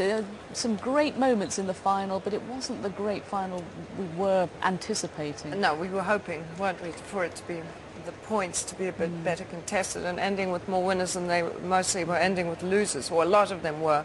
But Sharapova, I mean, she had a bit of a hiccup in the first set, and the first set was pretty good. And then the second set just evaporated. And just as we see those... Unforced errors, 33 by Ivanovic, 15 by Sharapova. That's a lot of unforced errors. That tells you an awful lot. So, I mean, Sharapova just really played a much better match. She served better. She had that one game when she served 3 double faults. And other than that, she was winning, I mean, like 4 service games in the first set to love and a couple in the second set. And so I just had a terrible feeling when Ivanovic was 5-4 up and love 30 on Sharapova's serve, and she got so overexcited almost. And you know, it's so tempting to do that. You're so pleased that you've suddenly got that's what you're aiming for, to get a break, and then you get love 30, and then you've got to stay and concentrate to the end of it. Now, she never was the same again after that. I think maybe then the mind starts rushing and you don't think, because she did play that rather odd drop shot at such a crucial time in that game. I know, as where well. her mind wasn't just playing out the point, because you know, those are the important points in the match, and you've just got to make sure that you concentrate till the end. And then that was probably the best passing shot right there that Sharapova hit. She was fairly dominant, was she not? I mean, she really was clobbering the ball. She always looks as if she was the one who was doing very little work inside the baseline and moving Ivanovic around. Ivanovic's serves were a struggle the whole time. Because Maria had a slight wobble with the serve, but then she got it back, and I think that shows just the power of how she's improved, and she is a much better player. I mean, forget what happened in the final last year, but she was a much better player this year than she was 12 months ago. No question. I mean, she's played a magnificent tournament, let's face it. So, you know, I think she earned the right throughout the tournament to serve not quite so well today, because she played so convincingly well, and she was really foolproof the whole way through. And if she made a couple of errors and had a slightly tough few games, you know, she still had the confidence to come back. So she was the better of the 2 players without any question today. And Ivanovic, as Sam and Chris were saying, I mean, Ivanovic has still got a little bit of maturing to do. Still, mentally, she's got to find a way to... She's a more emotional player in a way. And she's got to find a way of controlling the adrenaline so that she still focuses and keeps her energy up, but doesn't go boil over. You see that a lot, you know. It's sort of one of the things that I think the players have always sort of been encouraged to do, is, you know, pump your fist and show the opposition that you're feeling pretty good about things, but it's very easy to overcook it. I think it's also, I mean, it's a learning curve as well, as you say, for Anna. I mean, Maria, although they're both the same age, a couple of months in it, she's so experienced and so mature in these situations, and I think Anna's still learning what to do, and possibly, as you said, will look back and think, well, hold on, I'm not going to start celebrating until it's, you know, time to celebrate, or it's time to get overexcited in the crucial games. And the one thing that we all said about Sharapova the whole time, and ever since she was so incredible at that final of Wimbledon, is that she concentrates every single point. She stays focused, she stays in the moment. You don't see her mind wandering anywhere else. Even when she didn't play that well this past year in the US Open, and she lost to Radwanska, and she was all over the place, but she still was there mentally. Okay, so the players look as though they're about ready, so let's hand back to Sam and Chris. Thank you, Sue. Just waiting for the host broadcaster, Channel 7, to more than likely come off a commercial break. The MC for the day is Sandy Roberts.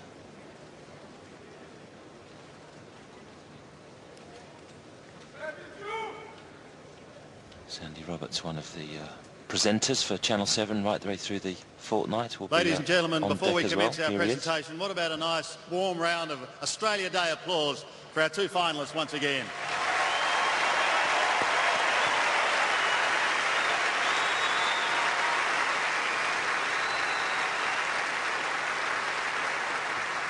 Once again, this year our sponsors have been very generous, and that of course includes Garnier, and it's my pleasure to make welcome to the stage Mr. Mark Tucker, who is the Managing Director of Garnier.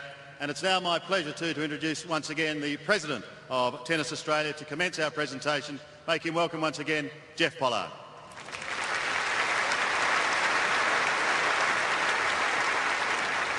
Well, thank you, Sandy. Mr. Premier, Lord Mayor, distinguished guests, ladies and gentlemen. Firstly, let me congratulate both players on such a closely fought final. Anna, you thrilled us for the last couple of rounds with magnificent wins over Venus and Daniela, and so close today, but we do know, as a result of your performances here at the Australian Open, that you've risen to number 2 in the world.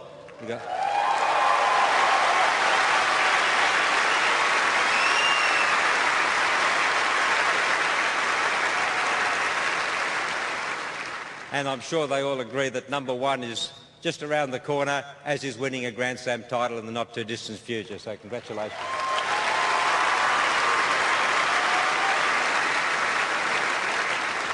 To Maria, you've now added the Australian Open of 2008 to the Wimbledon title that you won in 2006 and the US 2004, and the US title that you won in 2006. So that's a wonderful achievement. Apart from the 15,000 fans you've got here, you've got millions all around the world, and I'm sure they're all applauding your victory today. Congratulations.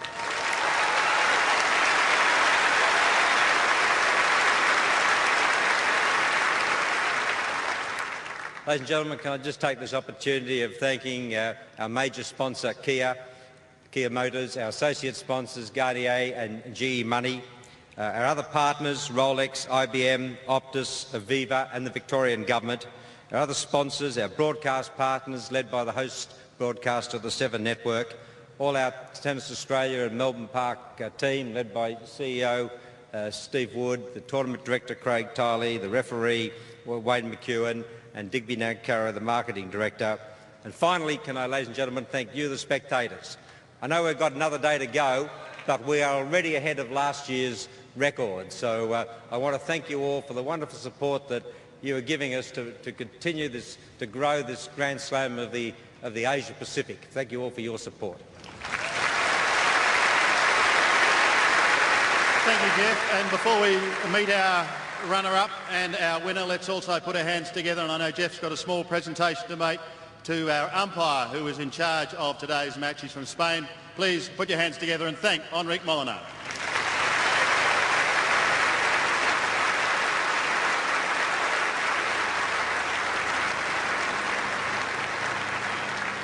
Thank you, Enrique. And now, ladies and gentlemen, to our runner-up. As Jeff said, despite the loss, she has moved to number 2 in the world. We've only seen her out here a few times, but I'm sure we're going to see a lot more of this hugely talented 20-year-old. Let's thank and really give a warm round of applause once again to A.Ivanovic.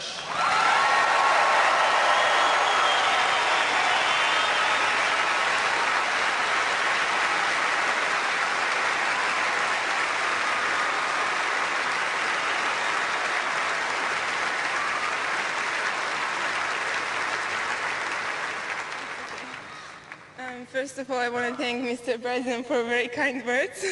I want to congratulate Maria for a great tournament and for giving me a tough time today, but I'm sure we have opportunity to play many more matches in the future. Also want to thank all the sponsors and tournament directors for making this tournament possible and for organizing such a great event.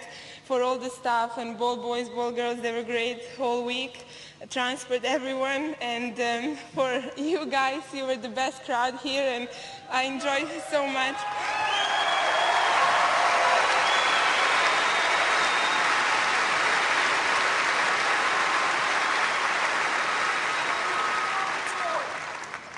I'm very emotional and you guys make it really a special experience for me.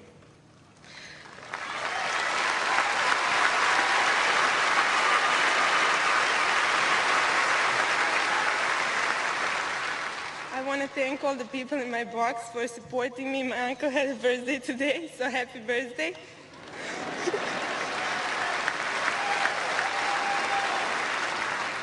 My sparring partners, my family back home, friends back home, and Scott for doing such a great job for my fitness, and Sen for helping me with my tennis and being patient with me, which is not always easy. And my manager back in Switzerland, and just all you guys, thank you so much, and I really look forward for seeing you all next year. Thanks. Did a good job there of holding Her emotions together, Ivanovic. Coming back here again next year. Yes, she'll certainly have her day. Just before we meet our new champion, it's worth just pondering where this particular event goes to right around the world, and we want some audience participation for the next couple of seconds, because we're going to show you firstly a shot of fans in Sydney who are enjoying our coverage of the tennis, and we'd like you to give a big warm round of hellos to everyone up there in Sydney. Can you do that? Hello. There they are.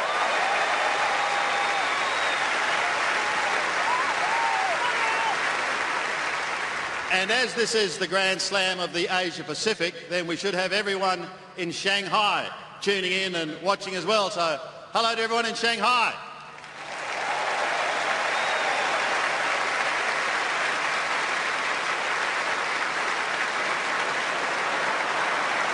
There we are. It just shows that the Australian Open is getting bigger and better each and every year. Well, last year she tried and she wasn't successful. This year she tried again, and now her name goes on the Daphne Ackhurst Trophy. Our champion for 2008, ladies and gentlemen, Maria Sharapova.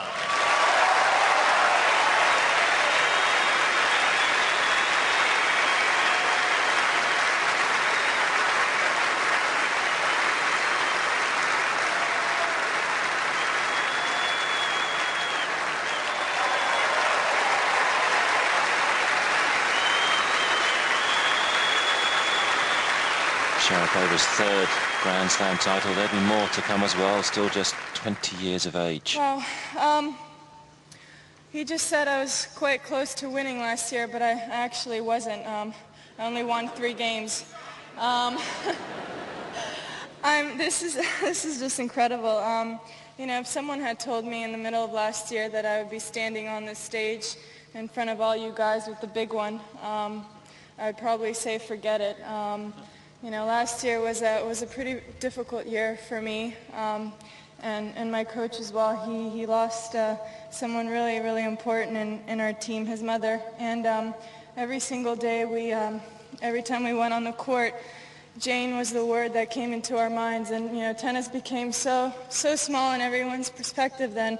And you know, I really want to dedicate this win to her, because after that loss that we all suffered, I just gained a whole new perspective in life and my injuries, and how to treat life with respect. And you know, this morning I got a text from Billie Jean King saying champions take chances, and pressure's a privilege. And I think as an athlete, that's what Anna and I and everyone that plays wants to achieve. We all want to take our chances, and I'm just so fortunate I took mine today. And Anna has a wonderful future ahead of her. She's a great young girl, and I'm sure we're going to be playing many more times, and both of us are going to have many more chances.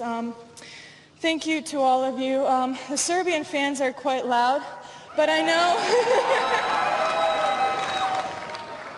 But that's okay, because the Russian fans are still there, but they're not as loud. And I love them all, and I even love the Serbian fans, because they come out and they fill out the stadium, and that's what we tennis players play for, is to play in front of a full crowd. So thank you to all of you supporters. To all, thank you.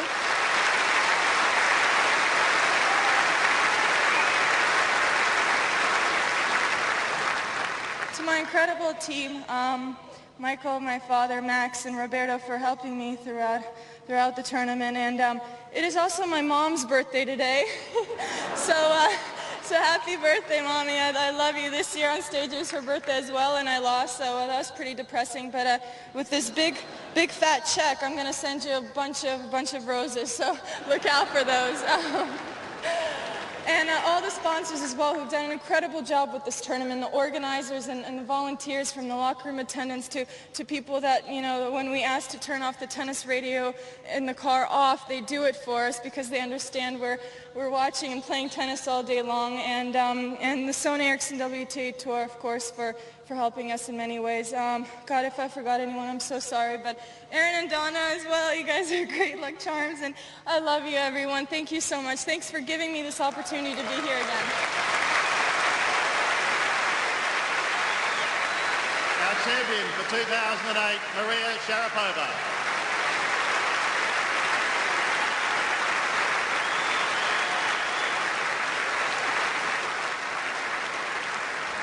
Well, certainly one of the more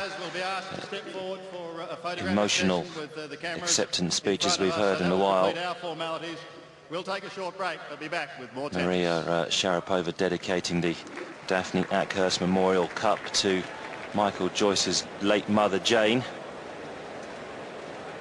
And as she said, really, she didn't come close last year in the final, but she's won the big one, in her words, the Australian Open for 2008. A.Ivanovic, the runner-up, she'll have her day, I'm sure, but it is Maria Sharapova who's the champion here in Melbourne.